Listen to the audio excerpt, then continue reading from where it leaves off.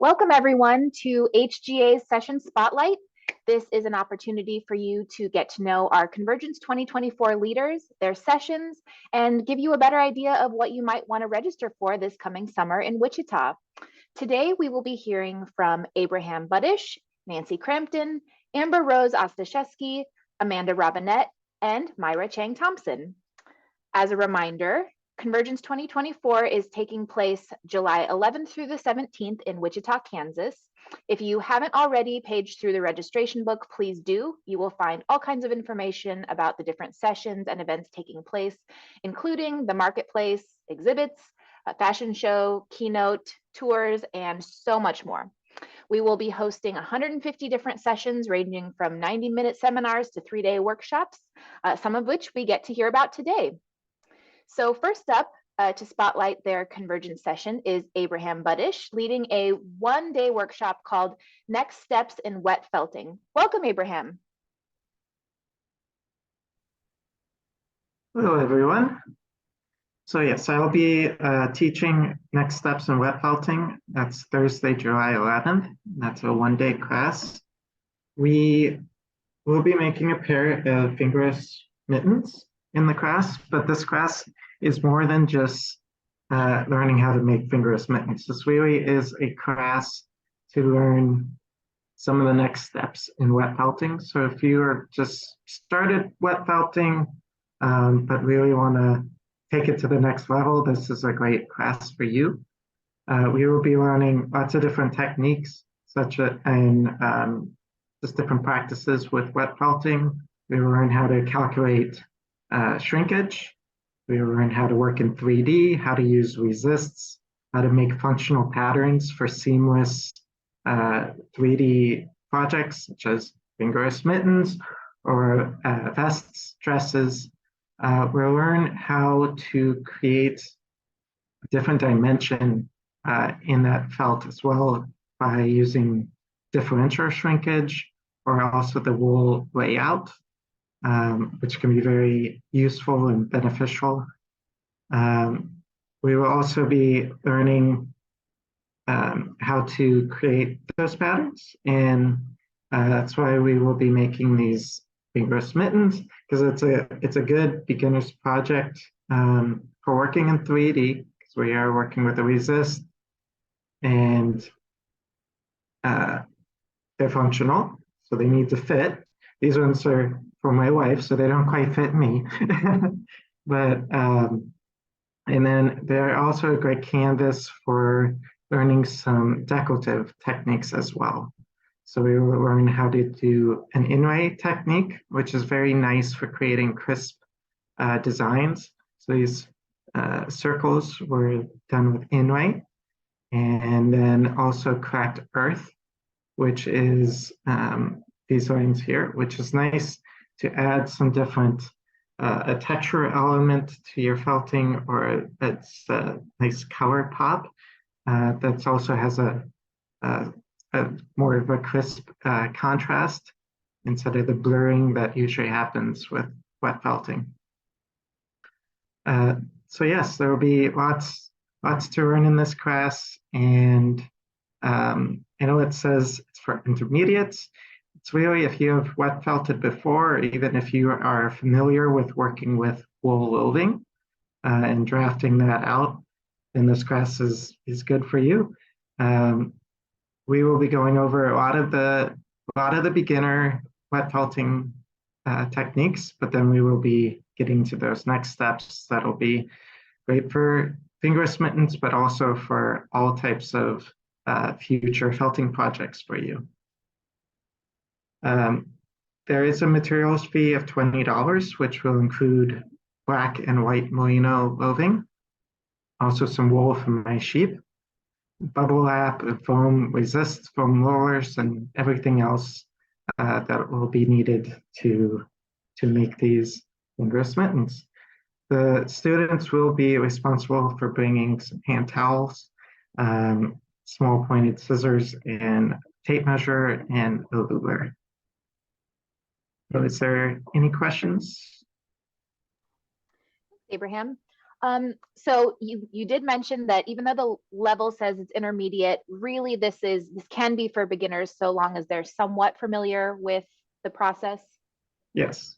Yep. Great. This, as long as you're familiar with working with the wool oving and being able to draft it out and lay it out thinly and flat for felting, then you should be good to go.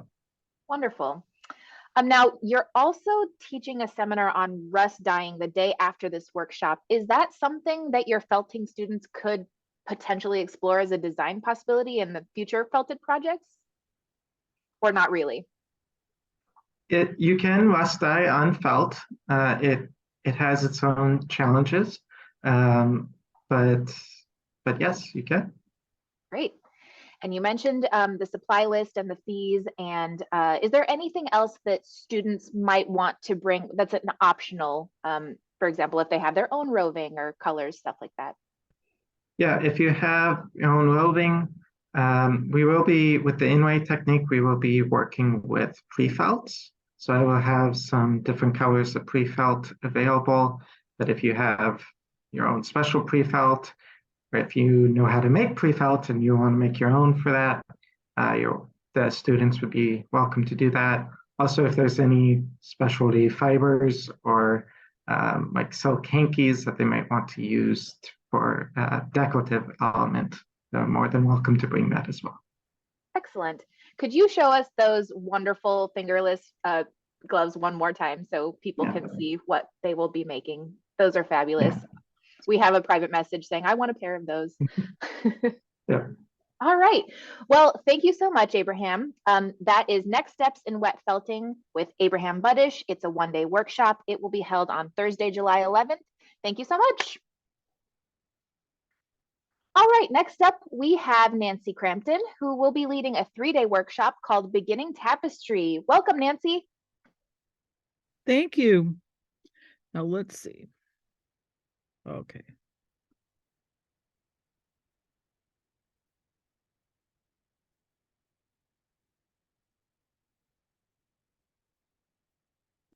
So I am teaching beginning tapestry weaving.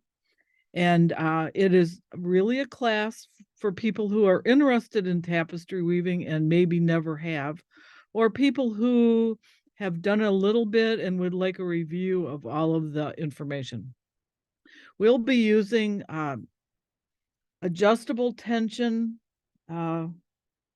looms, like the ones that Myra makes. Shock makes one. I think there are several other companies that make them. And also, sometimes people have made their own with copper pipe or black pipe. And I will be bringing looms for people like this one who maybe don't have one, and they can use mine. So we'll figure that out when it gets to be closer. We'll be covering warping the looms. We're going to be doing circular warping, which is going round and round, and you are able to weave on the front and back and move the warp around. We'll also be discussing the other ways of warping those kinds of looms, which are figure 8 and bout weaving. So we'll be discussing all of that. We'll learn at the beginning of the class, we'll be learning to cover the warp, get perfect edges, and begin to try things like pick and pick stripes. We'll be using 12/6 cotton warp, and we'll be doing the warps 3 inches wide. So we're able to, in 3 days, complete a lot of the information. We'll begin by weaving angles and curves, and then how you combine those to make other shapes, and things like hills and valleys, outlining, and the pick and pick stripes are something that people do with rugs, and we'll be doing that. That's another way of blending colors, and it's one of the tricks is what happens when you have 2 colors of yarn and you're on your outside edge, what to do with that. So we'll be working on that. And all the time we'll be working on really getting good edges. Nancy, we just want to check. Were you supposed to be sharing a PowerPoint?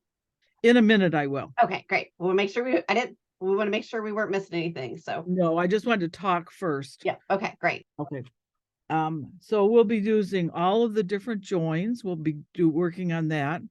Those are like slits and where you use dovetail and also alternating and hatching. And all of these can be used to help you shade. So it's really, we'll get a real good basis for what tapestry weaving is all about. Then we'll work on talking about colors and how to plan something that you want to weave. A picture, starting with a picture, we'll talk about all the ways of transmitting that idea to something that you can actually weave on.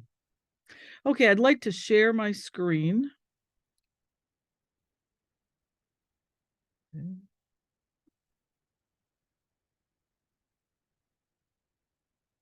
And let's see.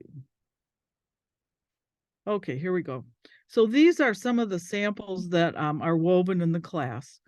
And these are a 3-inch wide warp, and you can see that it's a trial of all the different things that you can do with tapestry weaving. So different angles, different curves, ways to outline the curves.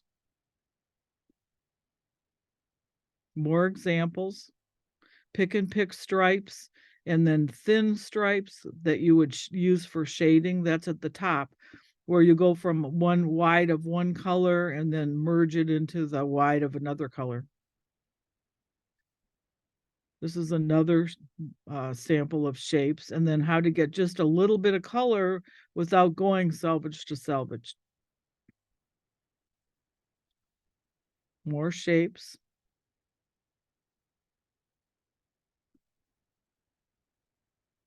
These are all the different joins, alternating and ways to use them as a design element, not just a way to adhere one color to another.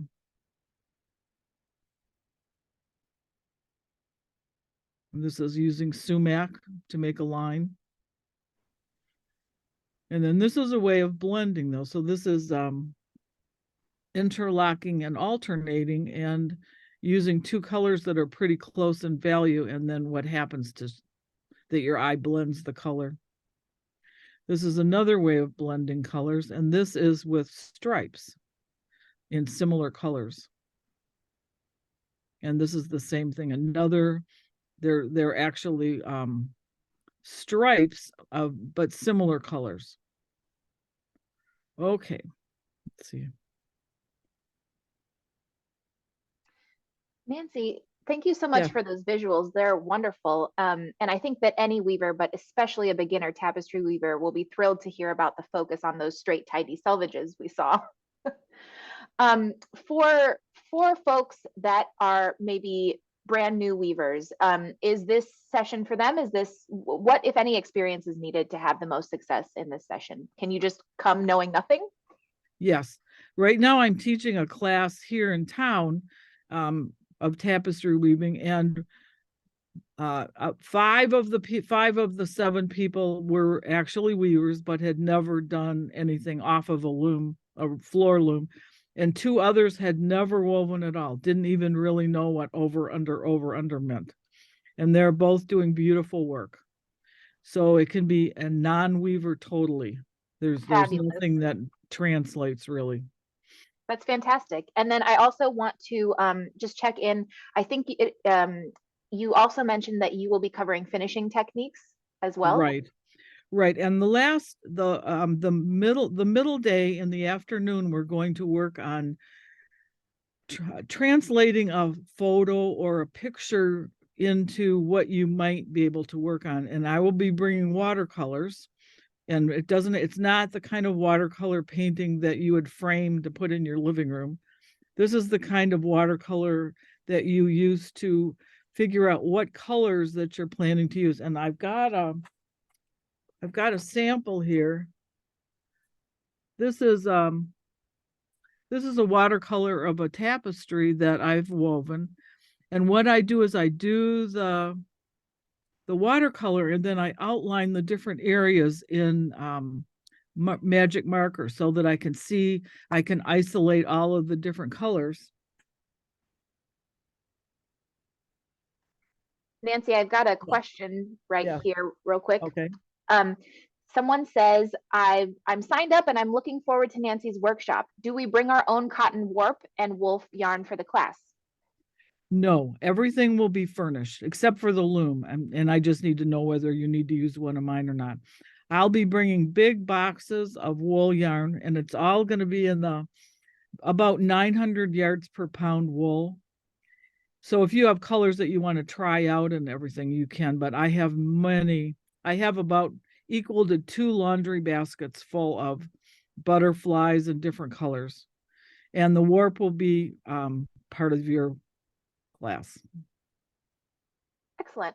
Thank you so much, Nancy. That was Beginning Tapestry. It is a 3-day workshop. It will be held on Monday through Wednesday. That is July 15th, 16th, and 17th. Thanks again, Nancy, for sharing. Thank you. All right, next up we have Amber Rose Ostaszewski, who will be leading a 3-hour seminar called Building a Garden, Creating a Community. Welcome, Amber. Thank you so much. Hi, everyone. So my name's Amber, and I'm with the Weavers Guild of Greater Cincinnati, and also the Rust Belt Fiber Shed. And this seminar that I'm going to be facilitating kind of combines those two loves, and that we are talking about gardening. And so our guild started our garden a little over 4 years ago by a really lovely member, Karen Anderson. And today, Karen and I kind of run our guild garden crew, as we call them, and have learned a lot of lessons over those years of turning a glass-ridden lot into a really lush space where it's really become an entry point for gaining new members. Now we have a volunteer list of around 40 people who we regularly communicate with and have meetups and do a lot of fun programming. It has been a platform for a lot of our classes. And so we want to share all of our learnings with you. So this seminar will be very much focused on kind of what we've learned and how we can build out these types of programs, but also building a garden itself, because we recognize some people have a lot of experience with gardening, and for people who live in urban environments, which I am one, there's kind of a learning curve. And so we'd like to help people along that path. That said, I think even if you aren't looking to start a garden for your organization or another larger group, this is also a class where if you're looking to start a home dye and fiber garden, you would have lots to learn. It really is a crash course in everything that you would need to get started, and also to build out these programs. It is a very low, it's free to attend for the session itself, no materials fees. And you do walk away with a really lovely packet that has all of that info that we'll be covering in the seminar, so that you don't have to take furious notes and you can reference that going into the future. So I really hope you'll join me. I love talking about plants. I love talking about natural dyes and natural fibers. We grow both in our garden, and both will be covered in the seminar. And so I hope to see you there. Thank you, Amber. This sounds fascinating. Actually, you answered a lot of the questions I personally had, and you did mention that this session is open to all levels. So I'm assuming that means including folks out there like me who have virtually no prior gardening experience. Yes, absolutely. Yes, please come. Wonderful. And then, so talk a little bit about what a dye or fiber garden might entail. What for folks who have never heard that term before, what is a dye and fiber garden? Yeah, so our garden, a dyer fiber garden, is specifically focused on plants that you would be cultivating for uses in natural dyeing. So a lot of plants that have really long historical uses in textile work. So we think of indigo, we think of madder root, weld, these types of plants, although there are a variety of hundreds, and a lot of them are included in the packet, so it's a really great resource.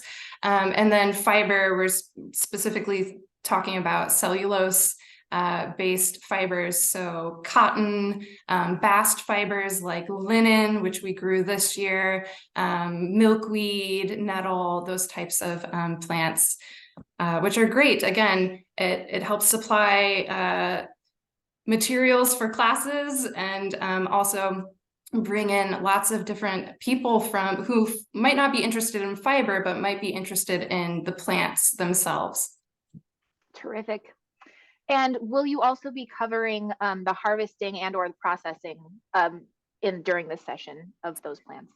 So we touch on it a bit, and so unfortunately we don't have a lot of time to get into, like, say, processing linen or flax, the plant flax into linen. That itself could be an entirely separate class, but we do touch on it and provide resources. So because that is one of the programs that we have, we do a big community flax demo where we take people through the process, and so we'll touch on it. There'll be info to help you get in the right direction, but we won't be going into necessarily like every single processing and harvesting technique. That makes sense. And like you said, they could probably be their own sessions altogether. All right. Well, thank you so much. This sounds fabulous. Building a garden, creating a community. It's a 3-hour seminar. It will be held on Thursday, July 11th. Thank you so much, Amber, for sharing. Thank you. All right, next up we have Amanda Robinette, who will be leading a one-day workshop called Sakiori History and Western Sakiori Techniques. Welcome, Amanda. Hi, thank you, Julia. Good morning, everybody. I'm going to share my screen because it's more interesting than looking at me while I talk.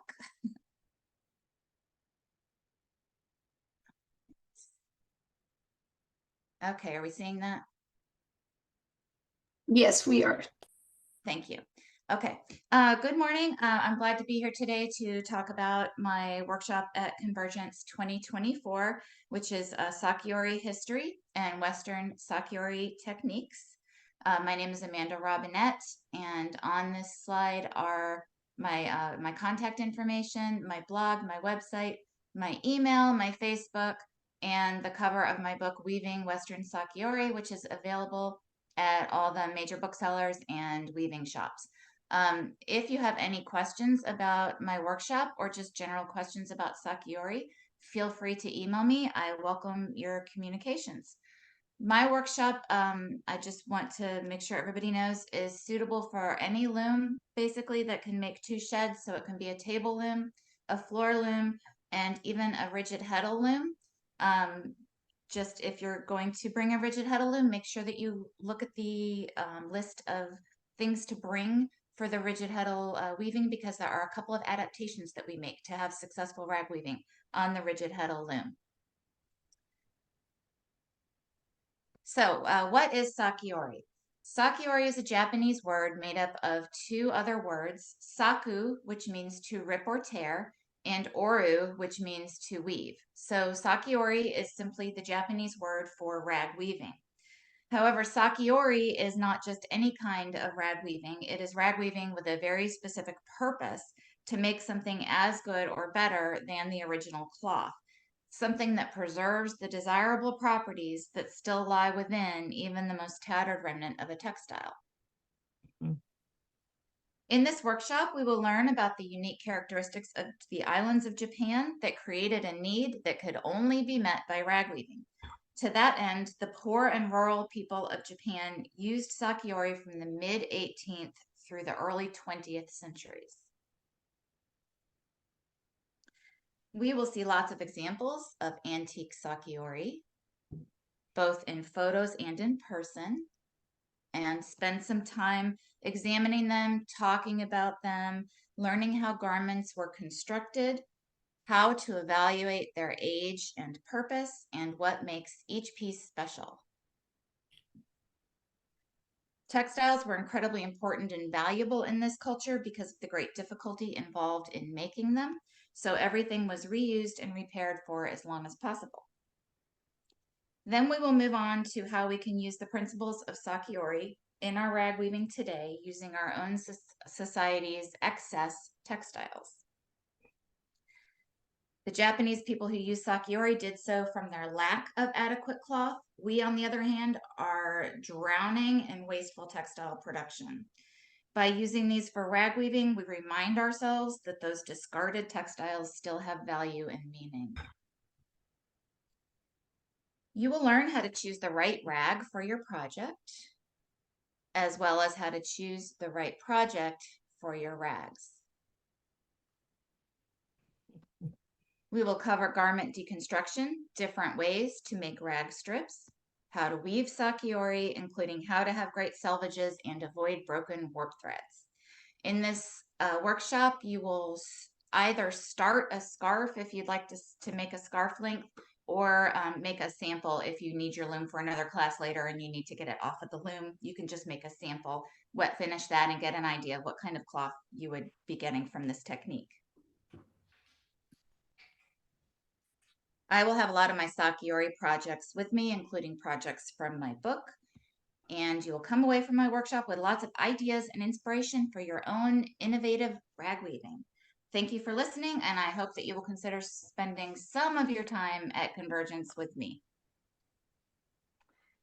Thank you so much, Amanda. One of the things that I think of when I think of rug weaving is very stiff fabric. And you said that in this class, folks can start a scarf if they want. And obviously, but with scarves, we want drape. Can you talk a little bit about the difference in traditional or Sakiori as opposed to regular rag rug weaving that most people think of? Sure, absolutely. And that is one of the things that people are always surprised by, even if they know about the technique and see the pictures of the finished projects. When I bring the projects to them and they handle them, they are always really amazed at the drape that you can get from these things. So one of the ways, because the Japanese were using the rag weaving to make things like garments that needed to have some drape, they made some changes to how they did their rag weaving in a way that we in North America and Europe did not tend to do. So they used much finer strips of rag, and they also inserted picks of their warp material in between their rags in order to allow the material to be more drapey. So we do that as well. I also, if you're wanting to make a project that has a lot of drape, you want to think about the rag that you're using and the warp that you're using, and make sure that you're going to have the characteristics that you want in the final project out of your source materials. That makes a lot of sense.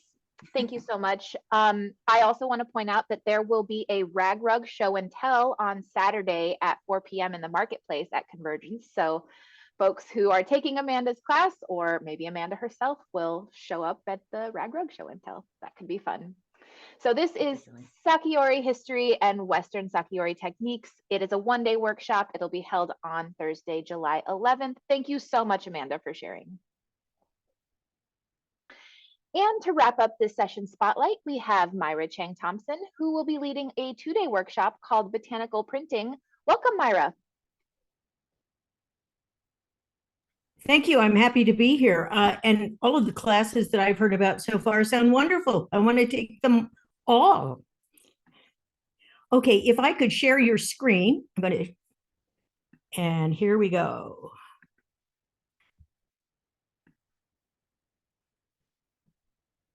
That's not what I wanted.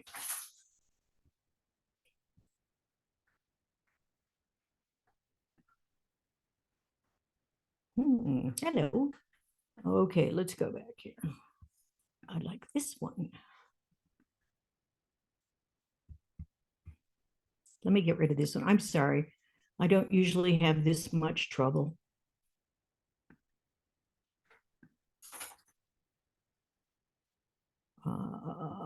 Where did you go?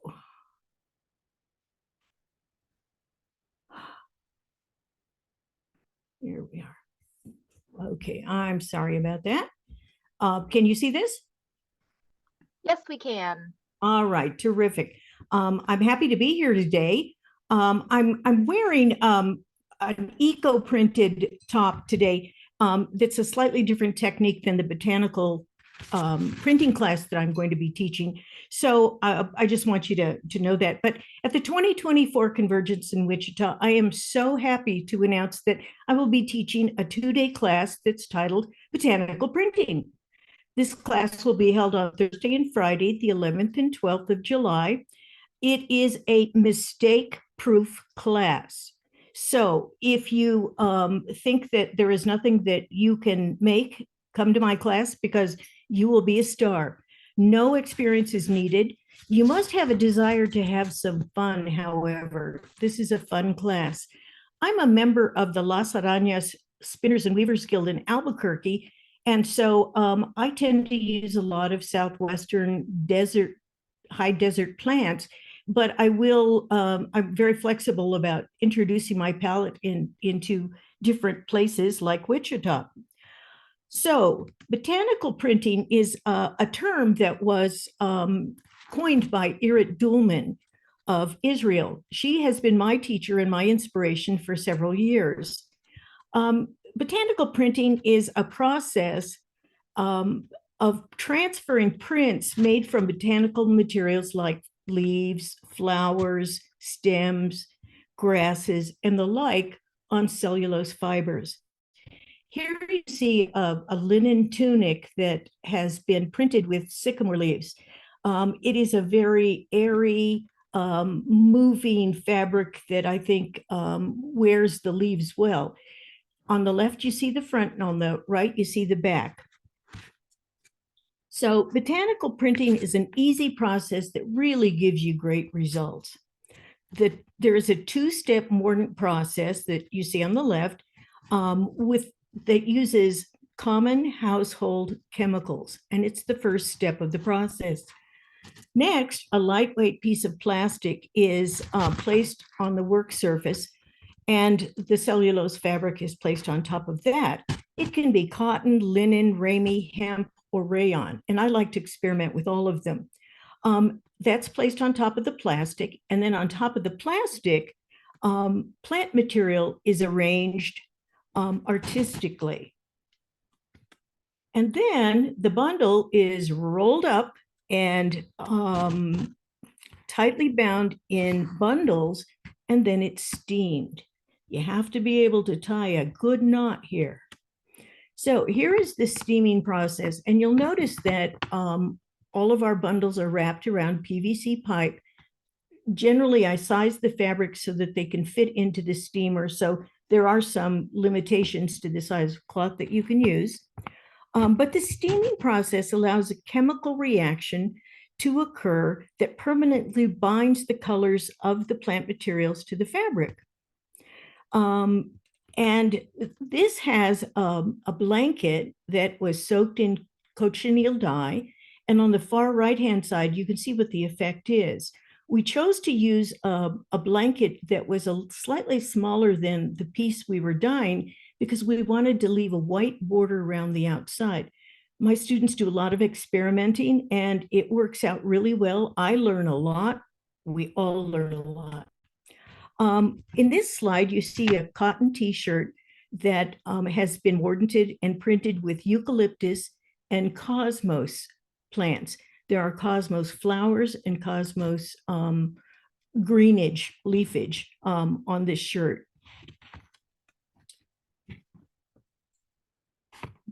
Fabric that has been processed in the steam bath, as you see here, and plant material has been removed, it is now ready to be washed and dried. You can see the PVC pipe in the foreground and probably some Chinese pistache leaves on top of it.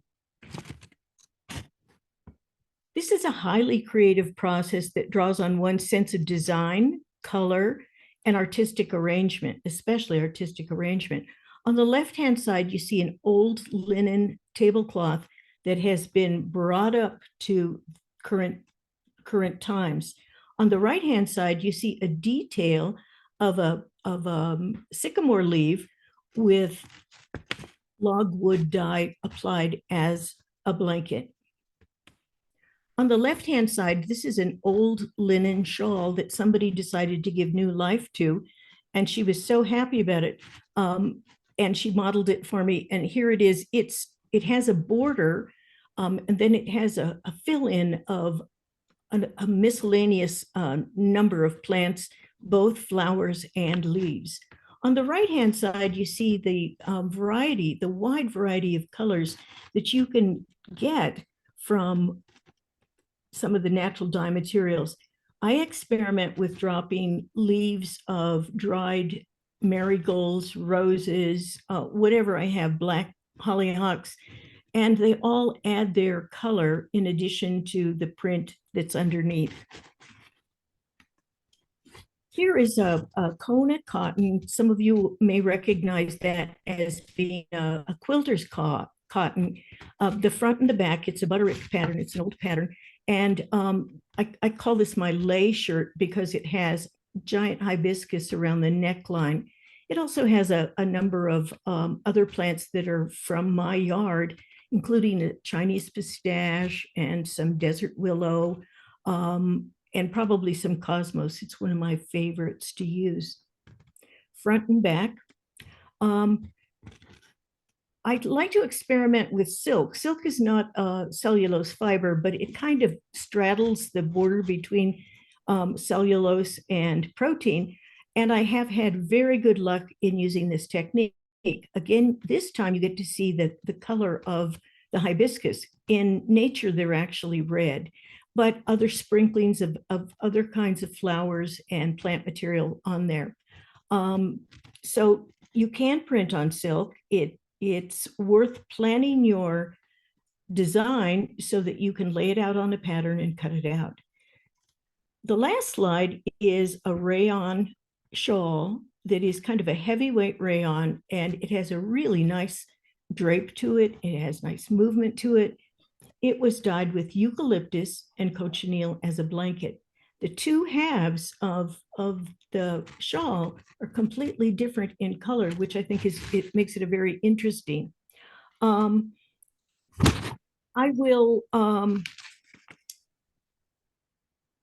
We will explore the effects of each of these different blankets, such as tannins, iron, or natural dye solutions. And what we'll do is explore the effects of each of these to create original pieces for further exploration. I'm going to get you started. I hope that you'll be so excited that you'll want to continue to do botanical printing in whatever climate or geographic area you are. If I can produce these kinds of results in the desert, I think you'll have a good time wherever you live. I will send a student list of materials needed for the class, and there's an $8 materials fee. I can be contacted at the email address below, or I'm in the HGA professional hand manual as well. So, are there any questions? Myra, we actually have someone asking if you could let them know what plant made the round shape on the very first slide that you showed. Oh, it's a eucalyptus. Lovely. Yeah, and it's on this slide as well. The same kind of leaf. All right, well, Gail, there's your answer. All right, so you heard it here. This is a mistake-proof workshop from Myra's own mouth. It's botanical printing. It is a 2-day workshop. It will be held on Thursday, July 11th and 12th. Thank you so much, Myra. You're very welcome. Thank you, everyone. Yes, and a big thank you to all of the session leaders that joined us today. As a reminder, registration for Convergence 2024 is open. If you are a member, you can log in to your account and register for these Convergence sessions and many more at weavespindye.org/sessions. Join us next time. We will be hosting these leader session spotlights at 1 p.m. Eastern Time most weekdays through November 22nd.